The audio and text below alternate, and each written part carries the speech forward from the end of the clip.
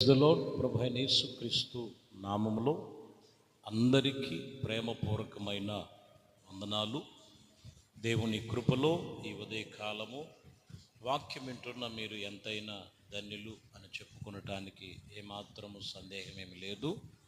ఎందుకంటే లోకపు వార్తల్లో అనేకమైన విచారాలు, అనేకమైన పరిస్థితులు.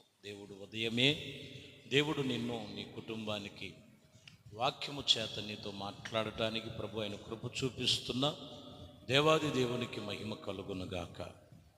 పరిశుద్ధ గ్రంథములో నుండి పరమగీతములు 8వ అధ్యాయం 13వ వచనాన్ని చదువుదాం. ఉద్యానవనములో పెంచబడిన దాన, నా చెలికత్తెల యొక్క నీ స్వరము వినగోరుదురు. నేను దానిని విననిమ్ము. నీ స్వరము వినగోరెదరు. ఈరోజు ఈ వాక్యములో సొలొమోను రాసిన పరమగీతములు. వాక్యము చెబుతున్న మాట, నీ స్వరము వినగోరెదరు. దేవుని సన్నిధిలో సంఘం, నీ స్వరము, దేవుని స్వరము మనము వినిన మనము నీ స్వరము ఎక్కడ వినబడుతున్నది, ఎలా ఉన్నది అనేది ఈరోజు మనము కొన్ని విషయాలు మనం జ్ఞాపకం చేసుకుందాం. పరమగీతములు 2వ అధ్యాయం 8వ వచనములో, ఆలకించుడి, నా ప్రియుని స్వరము వినబడుచున్నది, ఇదిగో అతడు వచ్చుచున్నాడు, గంతులు వేయుచు కొండల మీద, ఎగసని దానిని మెట్టల మీద అతడు వచ్చుచున్నాడు. ఇక్కడ మనం చూస్తే నా ప్రియుని స్వరము వినబడుచున్నది. స్వరము వినబడటానికి గల కారణం ఏంటంటే కొన్ని హెచ్చరికలు, కొన్ని జాగ్రత్తలు. దేవుని స్వరం వినబడుతున్నాయి. వాటి ప్రకారముగా ఆ స్వరము మనము వినగోరిన వారమై, ఆత్మ సంబంధముగా మనము నిలిచిన వారముగా ఉండాలి. అదే 2వ అధ్యాయము 12వ వచనములో, దేశమంతటా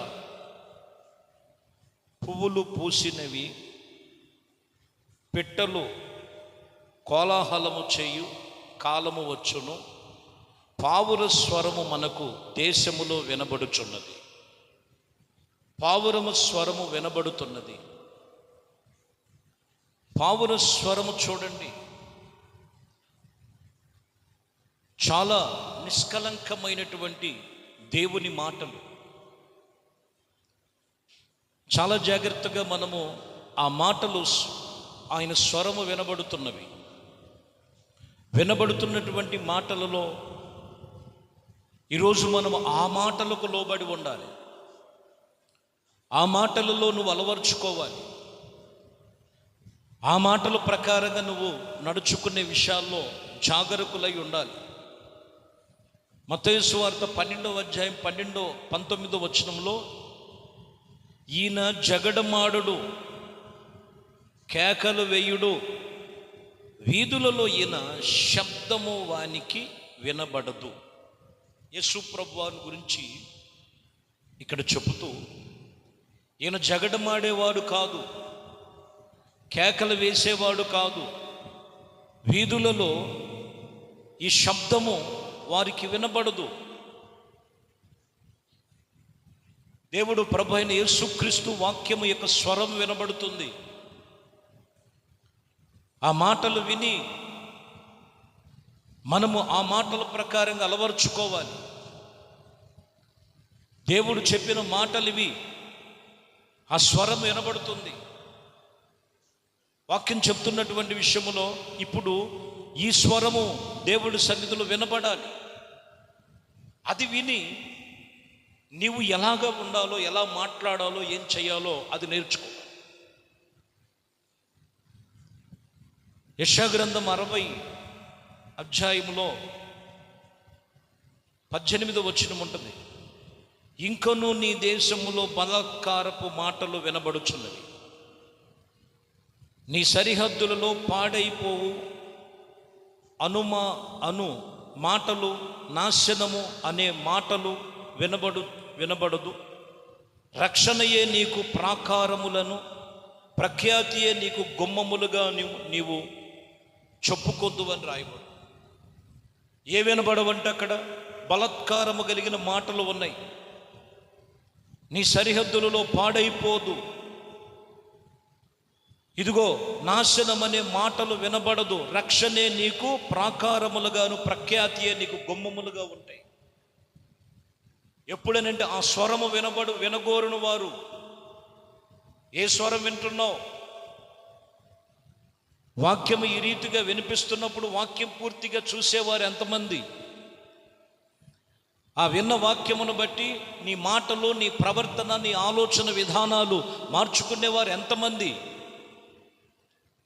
లోకములో ప్రాకారాలను పాడు చేసే మాటలు, నాశనకరమైన మాటలు, దుర్మార్గపు మాటల నుంచి దేవుడు నిన్ను రక్షించి ప్రఖ్యాతి కలుగు చేసి, ఇదిగో నిన్ను ఒక ఖ్యాతికి ఆయన కలుగు చేయటానికి ఆయన స్వరము వినబడుతున్నది. ఆ మాట విని మనం ఆయనకి లోబడి ఉండాలి. మనము లోబడి ఉండాలి. చూడండి, పరమగీతాలలోనే మనము చూస్తే 2వ అధ్యాయం 14వ వచనంలో, బండ సందులలో ఎగురు నా పావురమా, బేటు బీటులలో నాశ్రయించుకున్న నా పావురమా, నీ స్వరము మాధుర్యం, నీ ముఖము మనోహరము, నీ ముఖము నాకు కనబడనిమ్ము, నీ స్వరము నాకు వినబడని. బండ సందులలో ఆశ్రయంగా చేసుకున్న పావురమా, నీ స్వరము మాధుర్యం, నీ ముఖము మనోహరం. ప్రభు అయిన యేసుక్రీస్తుని గురించి పోల్చి మాట్లాడుతున్న మాటలు. ఆ స్వరము కలిగిన దేవుని మాటలు వింటున్నటువంటి మీరు ఎంతో ధన్యులు, ఎంతో ధన్యులు. ప్రియమైన దేవుని బిడ్డలారా, లేఖనాలు సెలవిచ్చినటువంటి మాటలు మనం చాలా జాగ్రత్తగా మనం వినాలి. కాబట్టి ఆ స్వరము వినబడుతుంది. ఆ వాక్యము నీ కొరకే. నీ స్థితిని మార్చుకో, నీ మాటలు మార్చుకో, నీ ప్రవర్తన, నీ ఆలోచన విధానాలు ఎలా ఉన్నాయో మనం సరిచేసుకొని ఏ స్వరం వినబడాలంట, వినగోరాలనుకుంటాను ఆ మాట. ఇదిగో నీ స్వరము మాధుర్యం. లేని ఎడల లోకములో మనం చూస్తే అర్థమైందండి, నానా విధమైనటువంటి వినబడుతున్నాయి. నిర్గమకాండములో 32వ అధ్యాయం 18లో అక్కడ రాయబడిన మాట, అతడు అది జయధ్వని కాదు, అపజయధ్వని కాదు, సంగీత ధ్వని నాకు వినబడుచున్నదనెను. సంగీత ధ్వని నాకు వినబడుచున్నదని చెప్పాను. ఈరోజు మన దేవుడు ప్రభు అయిన యేసుక్రీస్తు స్వరము వినగోరుదురు. వినండి, ఆయన వాక్యమే వినండి, ఆయన మాధుర్యమును చూడండి. ఆయన చెప్పినటువంటి ఆత్మ సంబంధమైనటువంటి దేవుని మాటలు విన్నట్లయితే మధురాతి మధురం. అక్కడ నాశనం ఉండదు, అక్కడ దోషములు ఉండవు, అక్కడ ఇదిగో ఆ సరిహద్దుల్లో పాడైపోయింది, నాశనం అయిపోయిందన్న మాట వినబడదు. రక్షణే నీకు ప్రాకారములు, ప్రఖ్యాతియే నీకు గుమ్మములుగా ఉంటాయి. కాబట్టి ప్రియమైన దేవుని బిడ్డలారా, దేవుని వాక్యాన్ని వినటానికి, చదవటానికి, ప్రభు యొక్క ఉపదేశములో కట్టుకొనటానికి నువ్వు ఇష్టపడు. ఆ స్వరము నీకు వినగోరుచున్నావా? నువ్వు ఖచ్చితంగా విను. దేవుని మాటలు విడిచిపెట్టద్దు. ఆయన మాట మాధుర్యం, ఆయన ముఖము మనోహరం. ఆ మనోహరమైన ముఖములో ఆయన సన్నిధిలో వచ్చుచున్న మాటలే దేవుని వాక్యము. ఆ వాక్యమును బట్టి నీవు ఆ మాటలు వినగోరటానికి విశ్వాసముతో దేవునితో నిబంధన చేసుకో.